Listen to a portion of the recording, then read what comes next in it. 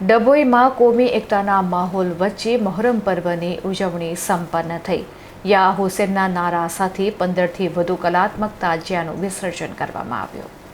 Islamic કેલેન્ડરના પ્રથમ મહિના એવા મોહરમના પવિત્ર અવસરે ત્યાગ, બલિદાન અને સત્યના સંદેશને શ્રદ્ધાંજલિ અર્પણ કરવા માટે વિવિધ ધાર્મિક કાર્યક્રમો અને પ્રવચનો યોજાયા હતા. મુસ્લિમ ચાંદ 10ના રોજ ડભોઈ શહેરના રાજમાર્ગો પર યા હુસેનના ગગનભેદી નારાઓ સાથે કલાત્મક તાજિયાનું ભવ્ય વિસર્જન જુલુસ કાઢવામાં આવ્યું હતું.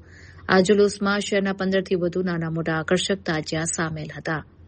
જુલુસ જ્યારે શહેરના મુખ્ય વકીલ બંગલા ટાવર ચોક ખાતે પહોંચ્યું ત્યારે ડભોઈની વર્ષો જૂની કોમી એકતાની પરંપરા જીવંત થઈ ઉઠી હતી.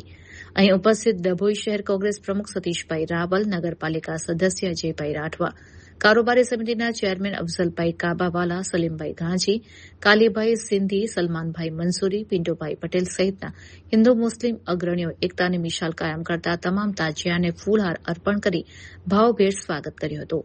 ટાવર ચોકથી આગળ વધીને આ મુખ્ય જુલુસ સિપવાડ કાજીવાડા મસ્જિદ ખાતે પહોંચ્યું હતું, જ્યાં સલાહતો અને સલામ પડ્યા બાદ જુલુસ સંપન્ન થયું હતું. આ ઉપરાંત ડભોઈ તાલુકાના ગ્રામ્ય વિસ્તારોમાં પણ 9મા અને 10મા ચાંદી પરંપરાગત રીતે તાજિયા જુલુસ કાઢવામાં આવ્યા હતા. બીજા દિવસે વિસર્જન કરાયું હતું. સમગ્ર ઉત્સવ દરમિયાન કાયદો અને વ્યવસ્થા જળવાઈ રહે તે માટે ડભોઈ પોલીસ દ્વારા સમગ્ર રૂટ અને સંવેદનશીલ વિસ્તારોમાં ચુસ્ત પોલીસ બંદોબસ્ત ગોઠવવામાં આવ્યો હતો, જેને કારણે સમગ્ર પર્વ શાંતિ અને સૌહાર્દપૂર્ણ વાતાવરણમાં પૂર્ણ થયો હતો.